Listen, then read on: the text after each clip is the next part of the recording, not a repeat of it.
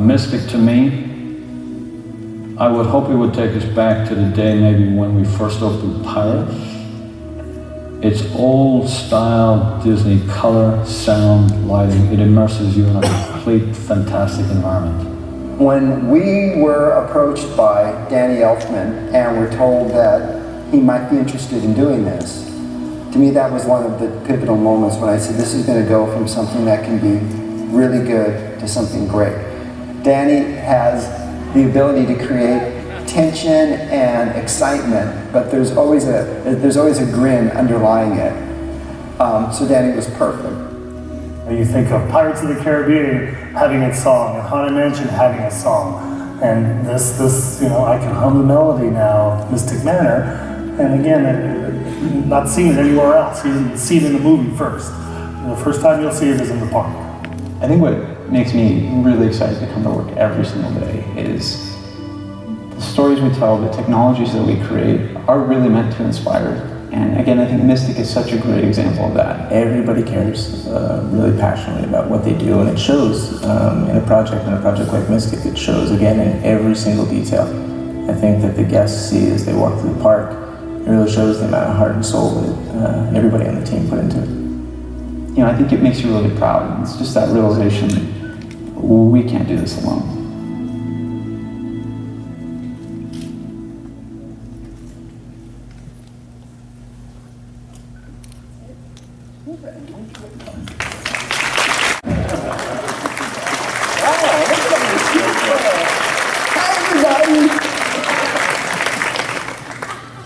So here we are. You saw a great intro video. I think it really told a great story about what it takes at Imagineering to do these projects, and so much of it about the people. I don't know if many of you know this, but I've been doing this for a little while now, and I've had the opportunity to kind of do a lot of neat stuff all around the world. And there's always a dynamic about a project that's hard to put into words. It's like, it's the people, it's the location, it's the subject matter you get to work with. But this, for me, has probably been one of the high points of my career, without a doubt, for a whole bunch of reasons. One, we got to create something totally unique. I didn't have to do a Pixar project or something based on feature animation. Those things are all great. That's wonderful that we have all that wonderful IP that we can go and mine to create projects, like Monsters, like Mark and I did in Tokyo together. But to have that opportunity, like the original Imagineers, to create something totally new and totally on every level. We created characters, a new ride system.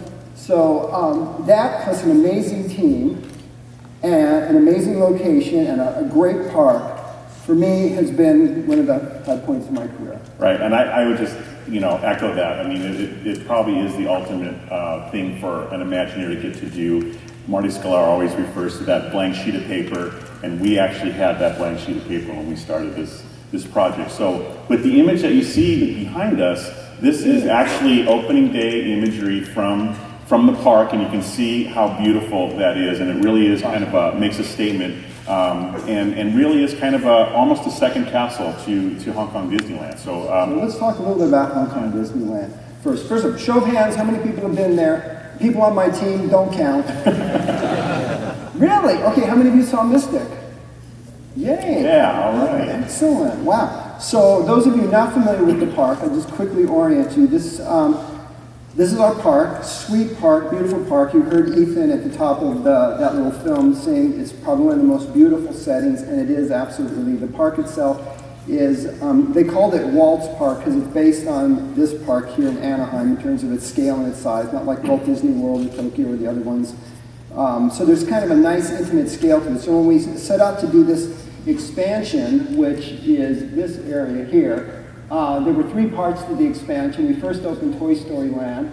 Then we did a really cool, our version of a Western Land or a Frontier Land called Grizzly Gulch with a really neat roller coaster.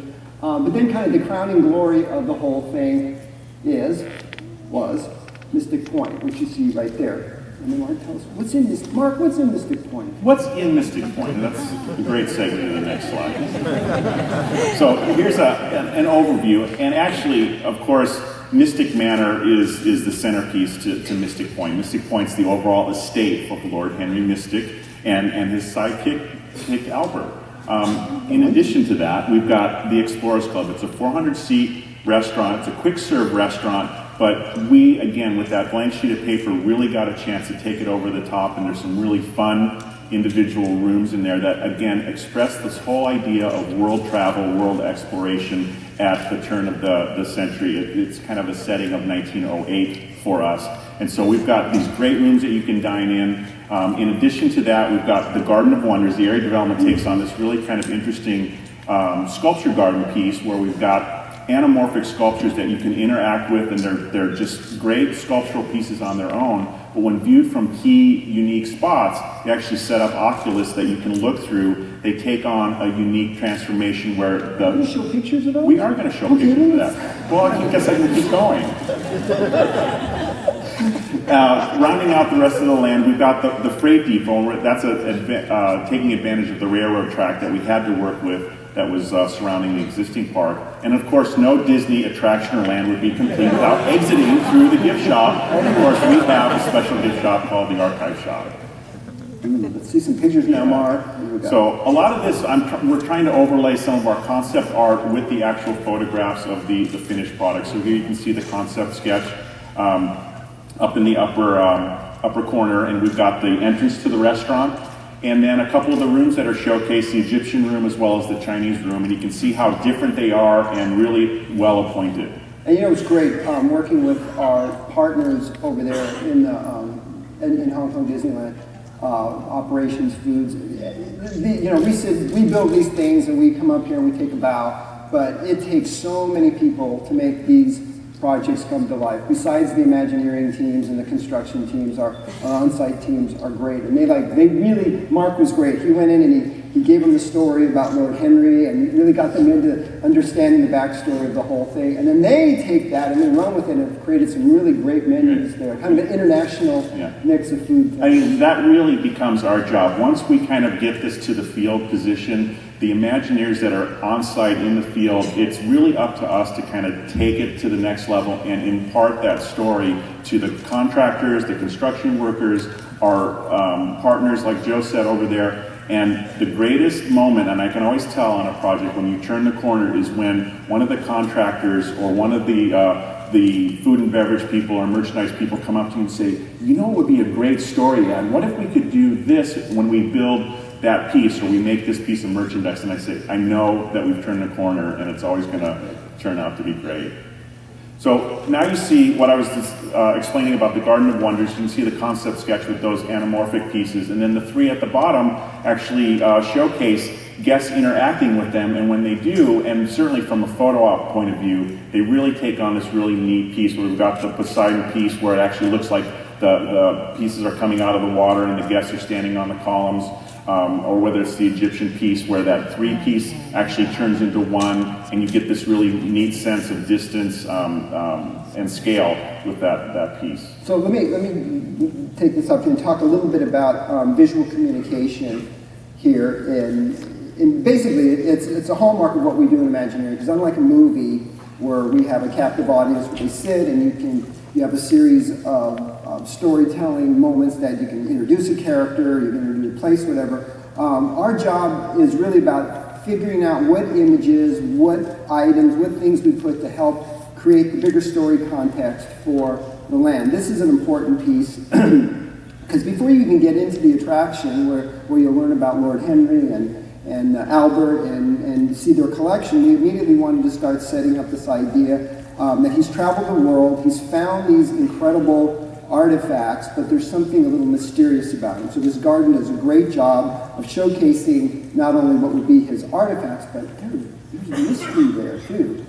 And then where do they drop them all off, Mark?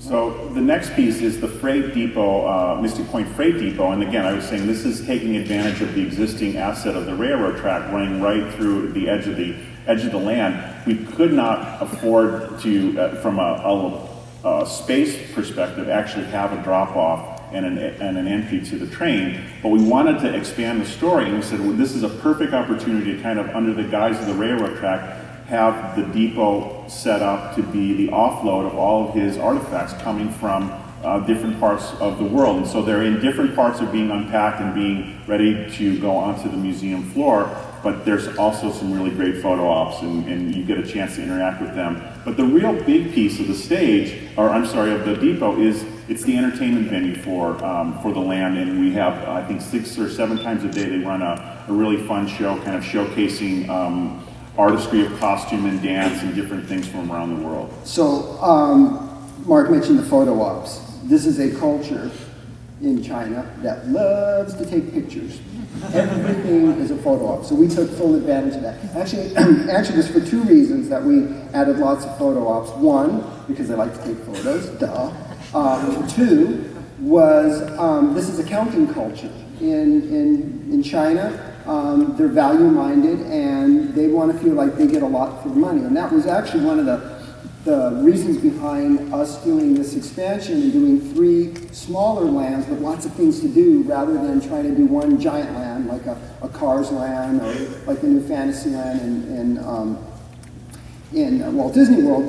Interestingly, those both have the same price tag as our project, but we chose to do 3 smaller lands and 1 giant land. The reason being, the end result feels like there's a lot more there, because there are 3 different flavors, and we worked really hard to try to make each one very different stylistically, story-wise, and color palette-wise, landscape palette-wise from each other. So the end result feels like you get a lot. So you take a lot of pictures, and you feel like you go see a lot of different attractions. We got 5 attractions out of the expansion, plus restaurants, plus merchandise, plus a ton of things to take pictures of. Yeah, it actually increased the park in size by about 25%. It did, indeed. Let's keep moving. Story overview. Okay, I'm going to tell you a little bit about the story and who this guy is. So let's start. Mark mentioned earlier on, and I mentioned, we got to create a brand new story. However, it has its genesis in actually some pre-existing Disney mythology. Those of you who have been, or used to be at Walt Disney World, the Adventurers Club. In fact, we might have even got these hats there, the Adventurers Club. That actually... Thank you, Joe Rody, whoever you are, he's omnipotent, for coming up with that great concept. And then we kind of took that same idea in Tokyo when I was doing the Tower of Terror there, because they didn't know the whole Rod Sterling Twilight Zone thing. So we had to create a new story there. And we created this story about this society of adventurers and explorers, and there was this lord, there was Harrison Hightower who owned the hotel there, and he was a member of the society. Well, surprisingly enough, there was another member of the society, Lord Henry Mystic, the gentleman you see there, who has, but unlike the other characters in that society, that some of them had kind of shady backgrounds, Lord Henry here, he's an earnest guy. You know, he's part of the British upper class, well-educated, traveled the world, and along the way met this little monkey character. So we'll tell you more as we go along here. Right. So how do we meet them, Mark? Well, actually, in the pre-show, and we'll get to meeting in just a second, but this is actually some concept art and the model that we built for the pre-show, and then the actual footage from the pre-show itself. And we do have a treat for you. We're going to run actually the video footage of the pre-show and give you a chance to see how we actually, for the first time, meet Albert physically, as he's an audio animatronic figure that comes up, and then we can get into the specifics. Let's go. Here we go.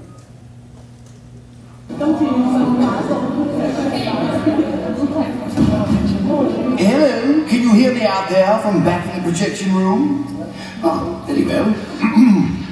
Welcome to Mystic Manor, home to a world-class collection of art, antiquities, and my personal residence.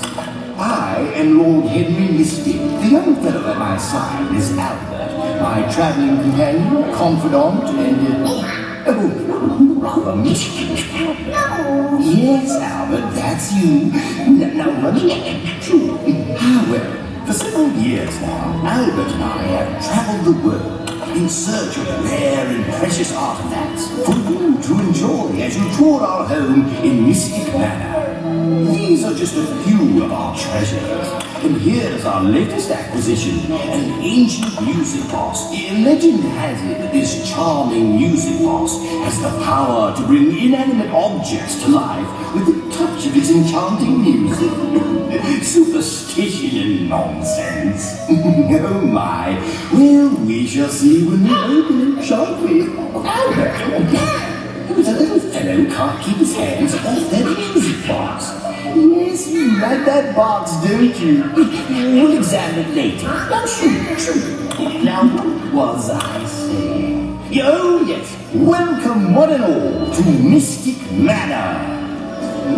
Little pipe, little beggar. He's always had fun.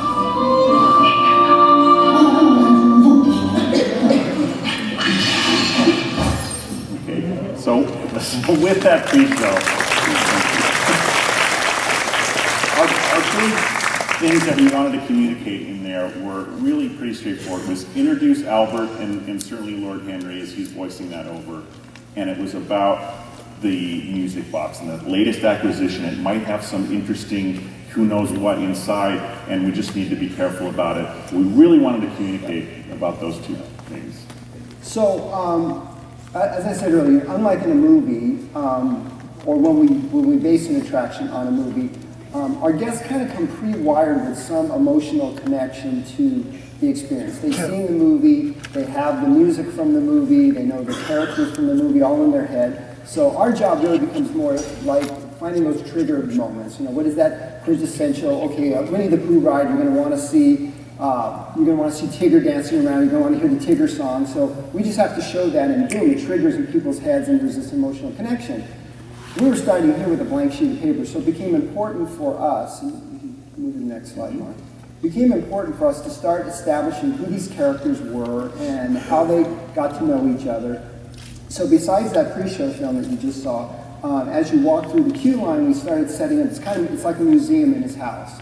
And it's Lord Henry showing kind of some of the photos of his travels and other members of his society. But we use this as an opportunity to start setting up, for example, as you see here, how Lord Henry first met Albert. And we chose to have him rescue Albert to, really create this bond that they love each other. It's really a father and son-like relationship. And of course, you can see the moment there when they bought their first fez. And then, as I mentioned earlier, there is the Society of Adventurers and Explorers that they're a bigger part of, so we had to show them all off. And you know us Imagineers, we love to get into the act. This is actually Robert Coltrane, who is the brilliant concept designer who's actually very, very instrumental in coming up with some of the ideas for this attraction. But if you look here closely, this is Harrison Hightower, and if you look closely, that is Joe Rohde. If there's any resemblance to this guy and me, it's simply a coincidence. Mark Schirmer, what are you doing there? Yeah, I happen to be back there in 1982. Yeah. So, and one of the things we did too, I think, not having that kind of IP that we were relying on, we really went to this extreme of doing kind of character artwork. And actually, backstory-wise, Lord Henry traveled with a sketch artist, and so we wanted to put these on display to kind of help tell the story of, how they met, where they traveled to, and really set you up as a kind of fun way to see into their world of travel. So you can see them here where they, the Monkey King from China, or the Egyptian mummy, the Viking ship. But of course, the key thing about what we wanted to kind of keep reminding the guests was all about the music box. And here, this is a great image done by Chris Turner. Actually, all of these were done by Chris Turner to kind of help us with that, was the turnover of the Balinese music box. And if you look at the gentleman holding the umbrella, he's actually really kind of fearful that he's even that close to the box. So they're happy to get rid of it. So some subtle foreshadowing here. And just pictures of the actual queue as it looks. So one of the things that was really integral to this attraction was the ride system, and certainly the ride vehicle. You may know it's a trackless system. We're actually got more than 200 RFID tags buried in the concrete floor that's helping guide the system.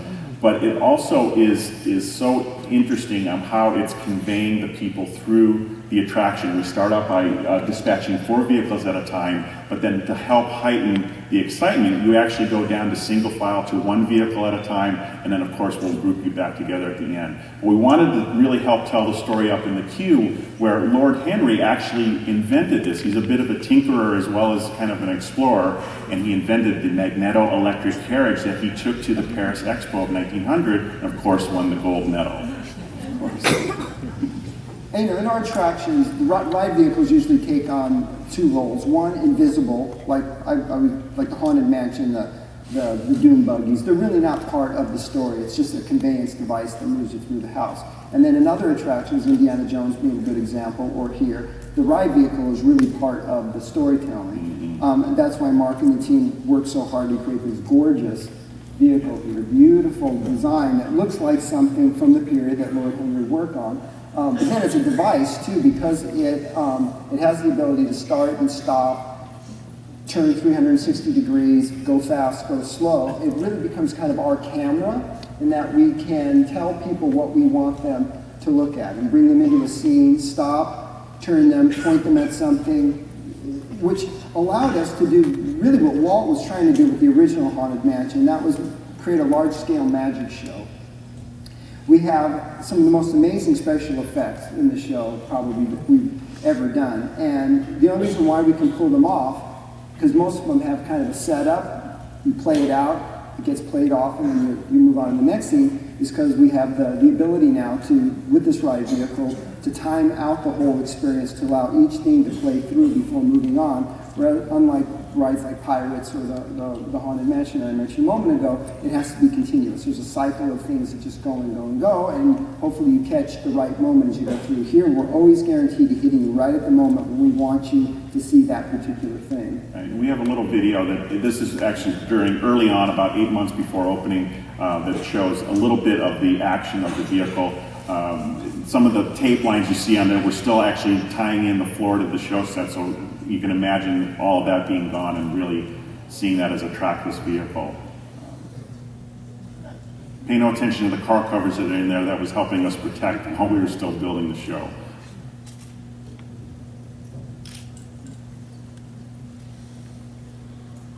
So now really into the story beats. Right, so each of the rooms, of course, are showcasing a different collection from Lord Henry's world travels. And we thought about the progression of the experience. We thought about what kinds of things would be interesting, knowing that the music box, which Albert, as you know, opens up and allows this magic music dust to come out and brings things to life. What would be interesting to see come to life, and then also thinking about how the experience would have a build to it from kind of benign to dangerous. Because it all starts out, it's a story of redemption, and it's a story of, at the end, we're all responsible for our actions. Because little Albert here, he opens the music box, and then the consequences of his actions, of course, is that it starts bringing things to life. And some things coming to life are kind of cool, like musical instruments and statues and antiquities. But then when things like the armory come along and it starts getting dangerous, he realizes what he's unlocked, and then has to redeem himself, as we'll see as we move through these scenes. Yeah. So this first scene, the cataloging room, it's actually really a foreshadowing room. It's sets up where Lord Henry's office is in the background, and that's where the first time we get to actually see Lord Henry. He appears out from his office, kind of welcomes us, but of course reminds us that the music box is there. But he's very busy, and off he goes looking for Albert to get this kicked off. And as soon as he does, that's when Albert comes out and opens the music box. So the next scene is our music room, and music becomes a really important feature for us, and we wanted to showcase that as the first formal room of the museum. And I just ask you to look at all of these concept to actual finished pieces. One, how close they are to the original concept drawings. The concept drawings are probably about 6 years old, at least. And how they kind of rang true to when we actually built the piece. in place. So as you leave that first room, the music dust is actually alive, and this is one of the great special effects that we've got. The music dust actually is able to dance in and amongst all four vehicles, almost in theater in the half round, tracing and chasing us into this next room. We see it actually tag these different instruments, the harp, the harpsichord, and the Oaxacan organ that anchors the piece, the piece at the end. And Albert's actually inside of that, and when the music dust washes up over that, you see Albert pop up, and he just kind of is intrigued with it. And as Joe said, he's our kind of our eyes and ears to this. We're watching all of this happen with him, and he just is dancing along to the great music that Danny's scored for us. And it really becomes kind of this fun, very interesting and non-threatening scene. So two really, really, really important things that make this show special, and were so key to the storytelling and the story we wanted to tell, and that was the music. We knew from the start that music wanted to be an important part of this. Again, going back to our heritage of great attractions like It's a Small World, Haunted Mansion, Pirates of the Caribbean, all of them, and I bet you as I said those names, those songs popped into your head. Yo ho ho, it's a small, how many people curse us probably for that dang Small World song that sticks in your brain, but that's great because it becomes part of the experience. So we knew we wanted to have great music, and then this music dust was so important in terms of, it almost becomes like a character in how it has to come alive and bring the objects to life and such. So the fact that we were able, and we'll talk more about this in a little while, able to get Danny Elfman, you guys know who that guy is, to do the music, and Danny will be talking to us via the screen in a little while, and then to really kind of crack the code on creating a new special effect that had never been done before for this music dust those were big moments, integral moments to making this happen. So as we continue on, one of the things we also try to do is take advantage of scale. So that those first two rooms are almost 2 stories in kind of overall height. They're voluminous, and then we take you down into the Mediterranean Antiquities room, and it's more of a hallway. We bring the scale down and we start going single file, taking advantage of the ride system here. We've got some great artifacts that are enlivened as well by the music dust. We've got the Pompeii fresco piece. We've got Medusa that you see here. Just some really fun, and again, things that you just really want to stare and watch at over and over. They're non-threatening to you at this point. Okay. So this scene we was talking is kind of the turning point in the attraction, because this is the first time that we, the audience, and little Albert realized that when things come to life, they're not always fun and fanciful and magical, that they can be dangerous. And here we have the fly trap gag where Albert's there playing with one of the little baby fly traps, unaware of the fact that there's the big mama right behind him who snaps at his tail and then turns and snaps at us. And that's our first moment where we go, ooh, maybe this isn't all fun and games. So as she does, what we do, just to heighten the tension a little bit, it was the lightning strike, a thunderclap. We fade to black as she actually realizes that we're there too, and she comes out and wants to chomp on us a bit, and we get out just in the nick of time.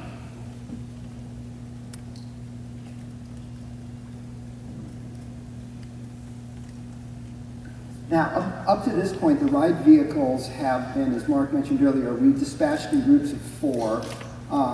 And then when they were going through that hallway that led up to the solarium where the fly trap was, they actually become kind of a daisy chain. Now they actually break off, and it's a single vehicle at a time. We had to build multiple rooms so we could keep the flow of the capacity. But we wanted moments where you're locked in a room, just you, single ride vehicle, and the set. And in this case, it's our Slavic Nordic room where this Norse god actually comes to life and freezes you. We drop, not freezes you, but really cold. That's the story. We drop a bunch of cold air on you, which causes the room to freeze over, which is a great black light and projected effect. And then the mirror cracks as a result of that. And we send you off to...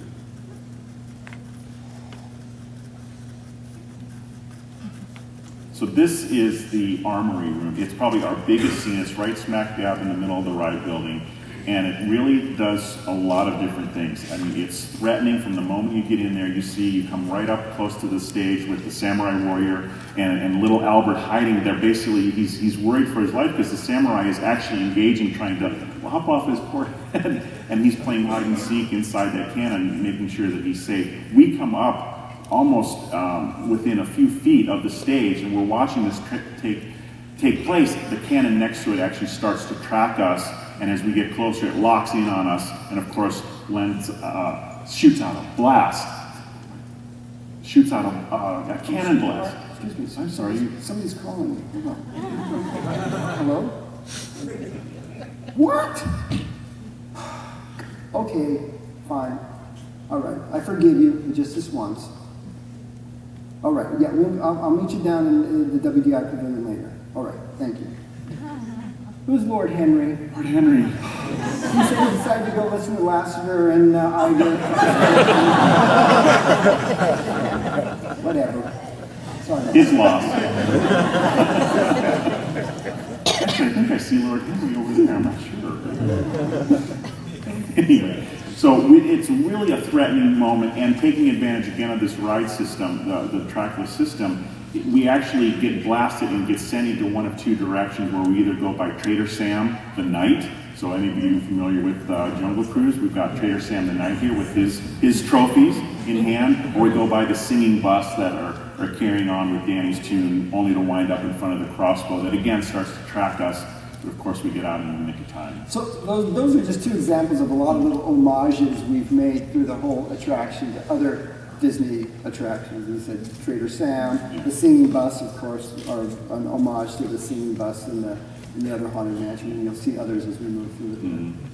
So into the Egyptian room, this is when we start bringing vehicles back together. This is now two at a time, and we set up in front of this really great effect. It's actually a projection effect for the mummy, and the mummy actually comes to life, and bugs actually start to take over the room.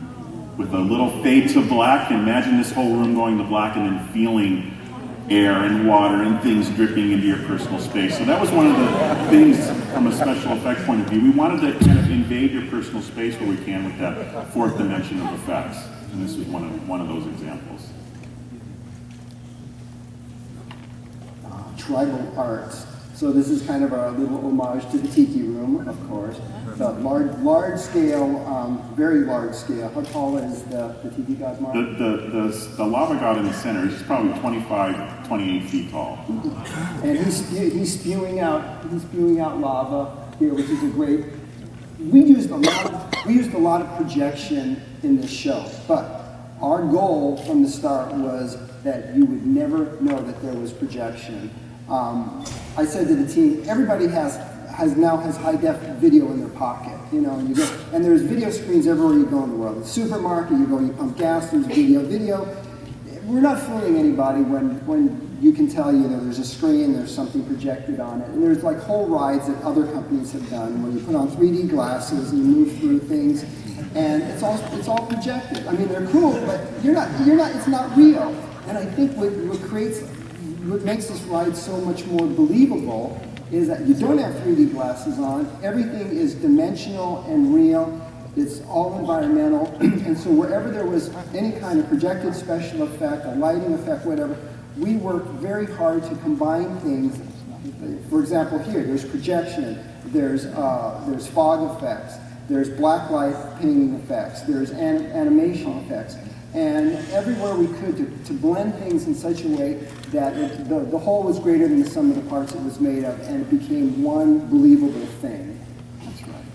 So Tribal Room's actually set up into an A and a B, so you get this great effect with the Tiki God. He's kind of perched precariously there, lava spewing. Lasers actually shoot out of his eyes and send you spinning into the next portion of that room, where you are lined up with the little Tiki warriors. And of course, they're set up, but then all of a sudden they turn out with their weapons in place and start blowing air darts and arrows and all of that. And you can see what happens. We're actually going to let you see where those arrows go. We turn you 180 degrees to see poor little Albert stuck up against the wall. He couldn't get out in the nick of time.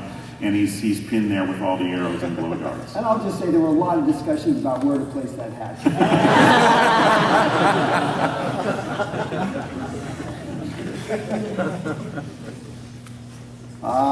Chinese salon. So this is kind of our crowning achievement, probably one of the most complicated and impressive scenes we've ever done. Not we, I'd say in imaginary. In fact, when we first started the project, there was a different concept for this room, and we realized that it wasn't going to give us the effect we needed as a finale to like emotionally engage the guests, put them so into this world. And one of the great things about working for the Walt Disney Company, and I've seen this time and time again, that good is not good enough. And we were able to go back to our management, at the time it was Jay Rizzullo, and present to him what we were going to do, and then we had this alternative idea. I said, you know, it's going to make the difference between a ride that will leave people going, that was neat, with, oh my God, how did they do that? I'm exhilarated. And they said, you can go, and they actually gave us more money for it. But then with that challenge, we had to figure out how to do it. How to deliver. Because this scene, and I think we have some video later on, you'll see, this is kind of the crowning achievement of combining animated props, special effects, video projection. It's all there. It is. It's the kitchen sink, but it actually does deliver, I think, at the end of the day. So this is really kind of the Chinese salon. The Monkey King is front and center, and it's basically the Monkey King is almost conducting the music dust, almost like the band leader with the music dust whipping around the room. And there's a point where the paintings actually start to dance and come alive. The panda in the painting actually travels across multiple paintings, landing in one on the other side of the room, and that's where you see Albert discovered behind her. He pokes out, the Monkey King takes his staff and throws the music dust at him, and as he gets out of the way just in time, the whole wall disappears. The entire wall blows out. Blows out. And like Jeff said, we've got some video that we'd like to get to, so I'll save the rest of that for that moment. If we don't speed up, we'll never get it. That's right. So you can imagine, he has his opportunity to try to get the music box enclosed and stop the chaos, but of course the wind and everything and the music does too strong. He's whisked into this darkened scene where there's nothing but music dust kind of swirling around the room. You start to see a little bit of light come up, and you see the music box has landed onto this platform, and little Albert's there, ready to make his final attempt to close the box. And sure enough, he does. And as he does, the music dust miraculously comes together over the box. And again, we're all gathered with 4 vehicles around us, and it comes back in, and the box closes. The house lights come up, revealing that you're actually in the same scene that you started in the cataloging and acquisition room. And there you go. So we actually, it's bookended, and the 2 scenes are identical in every prop, the placement of all the props. But one.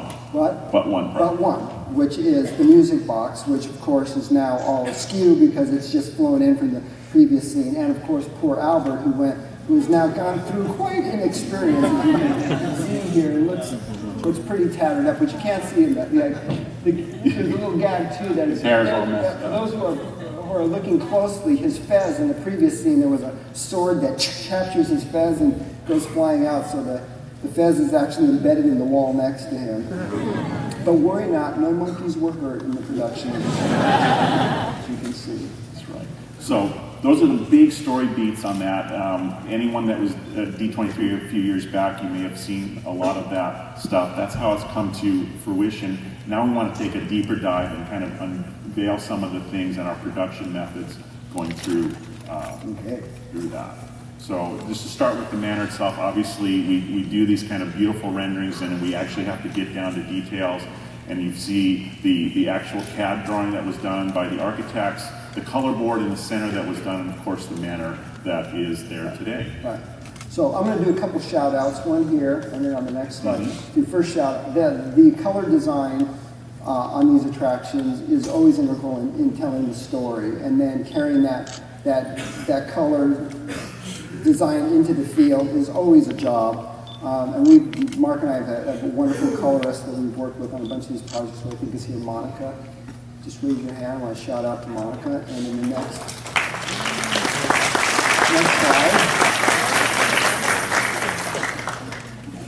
This is the development of Albert, which is from the hands of the very, very talented Ethan Reed, who you saw talking earlier. Ethan, shout out to Ethan. There's Ethan right there.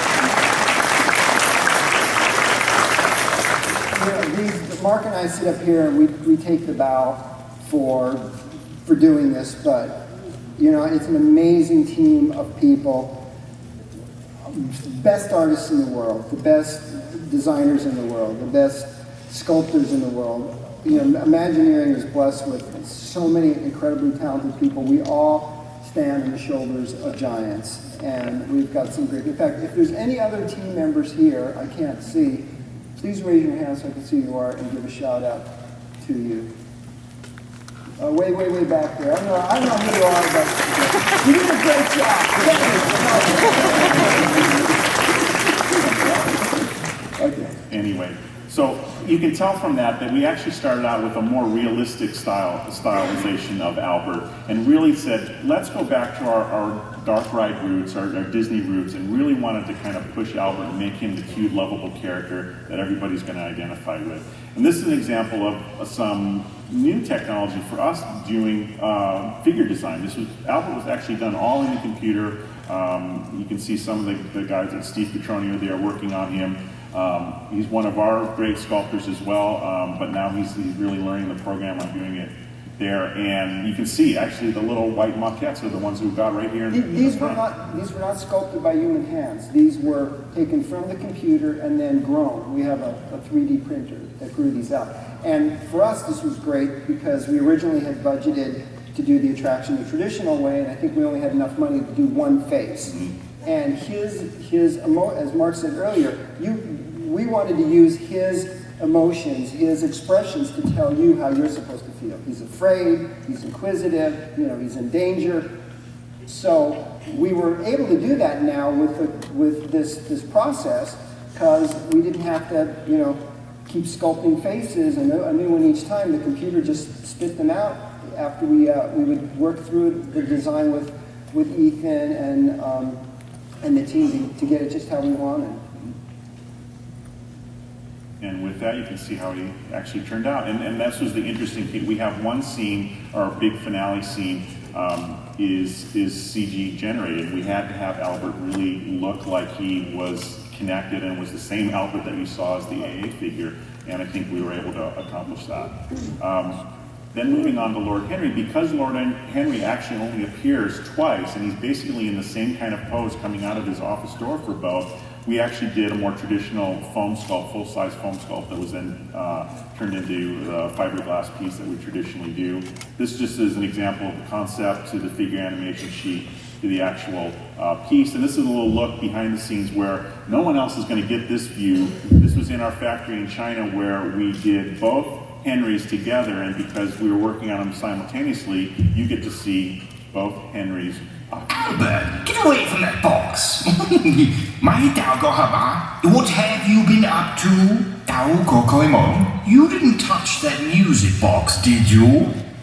Kind of fun, but a little strange. Yeah. So, just a quick comment about the design of the characters. As Mark mentioned earlier, Albert was originally, actually both Albert and Lord Henry were going to be more realistic looking.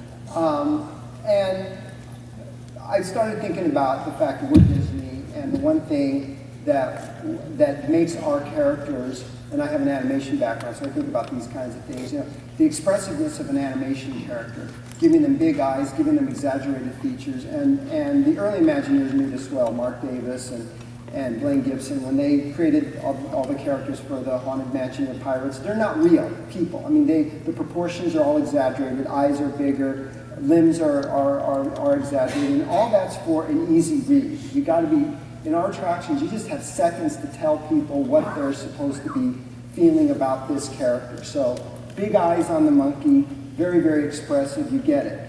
Lord Henry, the gangly features on him, plus it's a stereotype too, and people react to stereotypes, and it's all about that quick read and being able to communicate as fast as you can when, especially with characters that our guests are not familiar with. That's right. I mean, this ride is only 5 minutes long, and we've got so much story to tell that these guys have to be recognizable immediately. Charlie. So this is the layout of the building, and I won't go too much into it. Mostly just how compact it was. For a ride that's 5 minutes long, we didn't use up a lot of square meters here. That's because, as I mentioned earlier, the ride vehicles were able to start and stop as they moved through each of the rooms. So we did this this animatic here. Actually, it's very complicated. What you're seeing down the bottom is the floor plan here. It's big. Okay, that's the actual floor plan. These are the ride vehicles. And what this allowed us to do was understand where each ride vehicle was going to be, how long they were going to be in each room, and then we had CG renders of each of the viewpoint from each of these ride vehicles. So we could see what each of the vehicles were going to see, and then on some occasions we were able to drop in some of the special effects as well.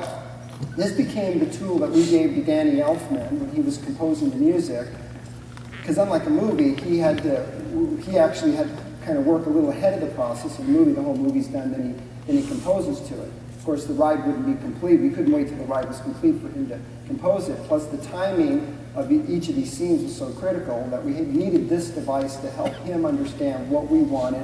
And then this became a fantastic tool for us to understand what each vehicle was going to see, knowing that the 4 vehicles were going to be in different places, seeing different things, but we still wanted to create an experience where there was some parity in it, that everybody kind of got the same level of experience.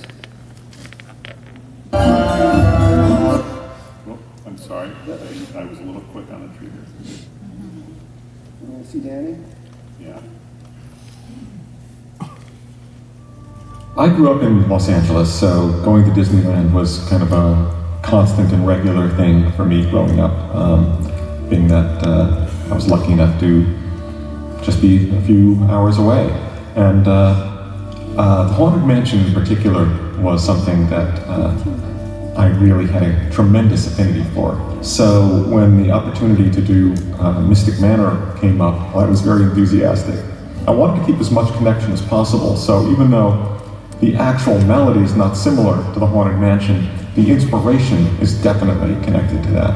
I always remember going around that corner in the Haunted Mansion and those faces singing lyrics to the tune, and I loved that moment, so I really wanted there to be a similar moment in Mystic Manor, where you're coming around these animated suits of armor and they're in fact singing. Of course, the difference is they will be singing in 3 languages. We really decided that we should make this ride appealing to anybody from any culture, from anywhere in the world. So there's moments where with various instrumentation and the orchestration, where I made homage to bits of Chinese music in specific, but overall, the feeling is that any human from anywhere on the planet should be able to come in here and enjoy it.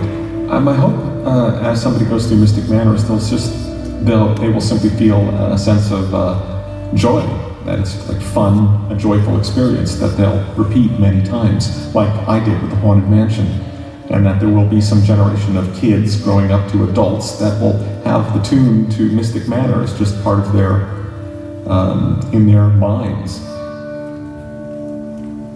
So we have to thank D23 for bringing us Danny Elfman, because when Mark was here, how many years ago? I think it was the very first D23. And we had a little setup talking about the expansion for Hong Kong Park. Just so happened that Danny Elfman's manager is this crazy guy by the name of Richard Pratt, who loves theme parks and loves Disney, was here and saw what we were going to do and said, this would be great for Danny. And it just so happened Danny was at a point in his career where he wanted to stretch out and do different things. He did the show with Cirque du Soleil, he's done an opera, and he just saw this as a great opportunity. So imagine how thrilled we were when Danny Elfman comes knocking on our door. He said, score!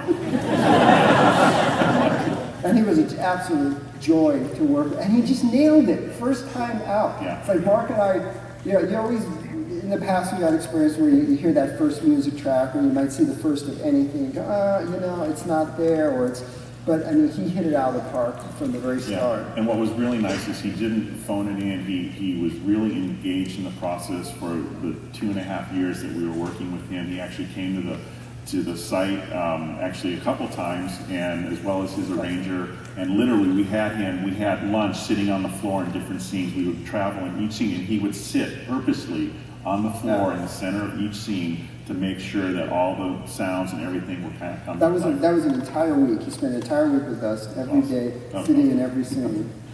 Like, we were a little starstruck, I think. Yeah.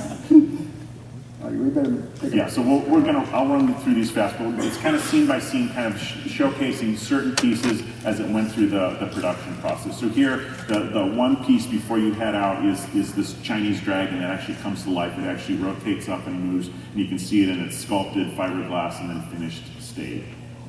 The beautiful Oaxacan organ. I'd love to see that. Oaxacan organ. You know, and this was truly an international project. I mean, between the ride vehicle being done in Detroit, this piece was one example of pieces done out in San Bernardino. We had things done in China. Just really beautiful integrated pieces that had to work with the figures as well.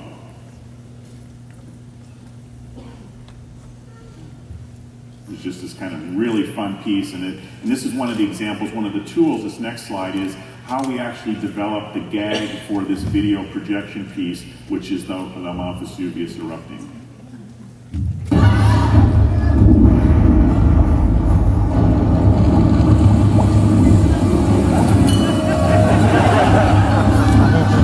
That's right, save that wine. And these were some really fun early sketches. You see the model, you can see the technology that we did in programming, and here's a fun piece where we've got Herc and the lion kind of dueling battle. And another example here, again, is it going to run there? Yes. Okay, right. Where we wanted to blur the line between the projections, so we did a few things. We moved the vase, it was internally projected, but then we wanted a moment that kind of broke through that projected wall, and we added a dimensional film that actually, you see,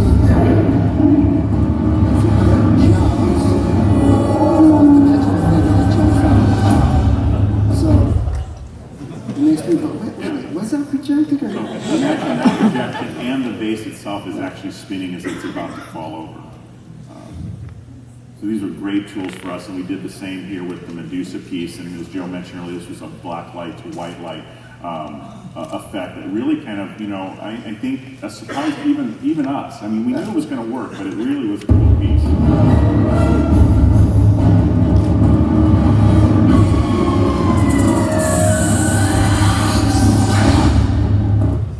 So it's a combination black light to white light plus a practical effect. Again, always trying to blend things so that the whole was greater than some of the parts and you didn't realize it was just, turning on and off some lights.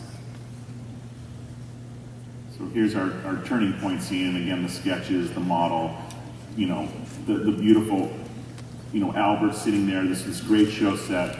And this is an example. You see all these things, you see these figures, and certainly these kind of, non-human-like figures that actually, when they're coming to life, they stop being machines and start being their kind of organic.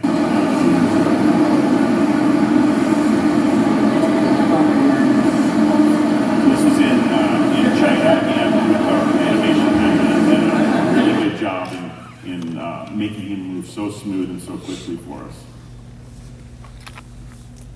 This is the Slavic Nordic chamber. Those are some great Ethan Reed sketches. But I think the little video here will here's a shot explain from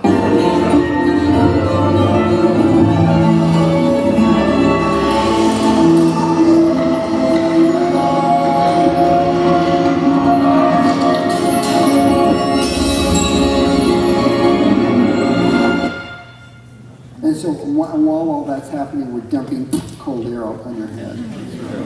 Into the arms and armory room. You can see we're obviously, focusing on Albert and his distress in the cannon. And this is just an example of one of the mock-ups we did to understand how much pressure, how much smoke, all of that was going to come out of that cannon. And by the way, I had to be on the receiving end of that first one. That's right. It was on pretty high, I think.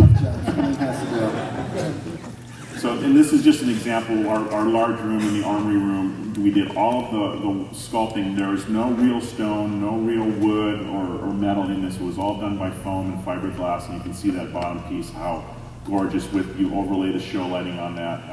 All of that comes together at the end. And then our fun Egyptian scene, the concept sketch, the model, and now here's a little video.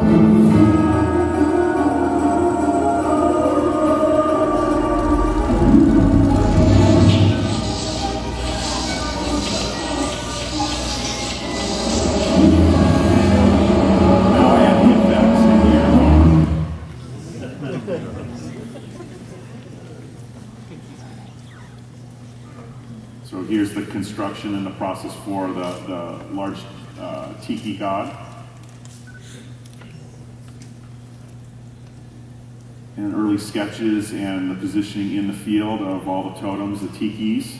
And of course Albert, sketches to reality there. The Chinese salon with the Monkey King again front and center, and this was a concept of how distressed do we want Albert to be. And there was a lot of discussion. Should we char him? I mean, should the arrow still be in his head? So where did that hatchet end up? Right. So the next two are video clips. One is the animatic that we did that actually helped design this and sell this to this final management. scene, right. And then the one following it is an actual video clip of the scene as it is today. And you can see how close they are. So this is the CG animatic that we did for this one.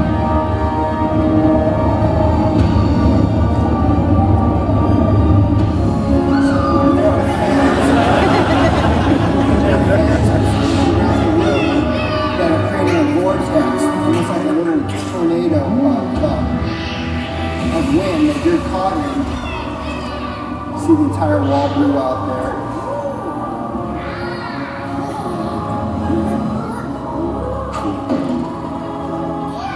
We were using 4K projectors that were not even on the market when we were designing this, and to really give you that 3D effect. And now here it is as filmed from the actual attraction.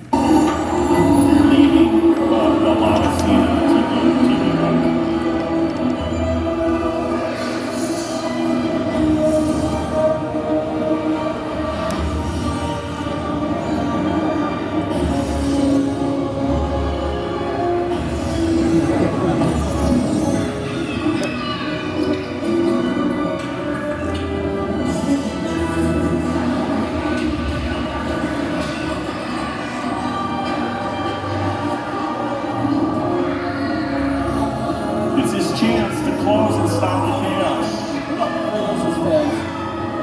Continue on into the next scene to finish this out for you. You get a good view of the music dust here, how amazing that special effect is.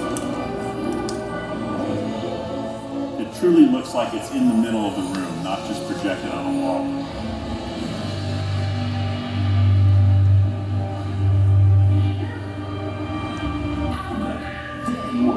You didn't touch that music box, did you?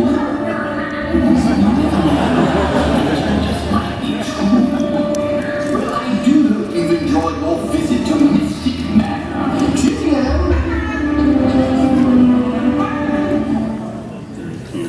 And we hope you enjoyed.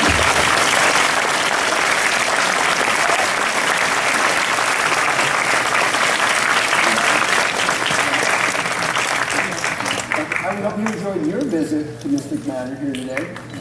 Fortunately, it's way on the other side of the ocean. You didn't get a chance to go. And we'll end this, to take it full circle, this is the commercial that ran in Hong Kong, TV commercial. getting ready to open the attraction.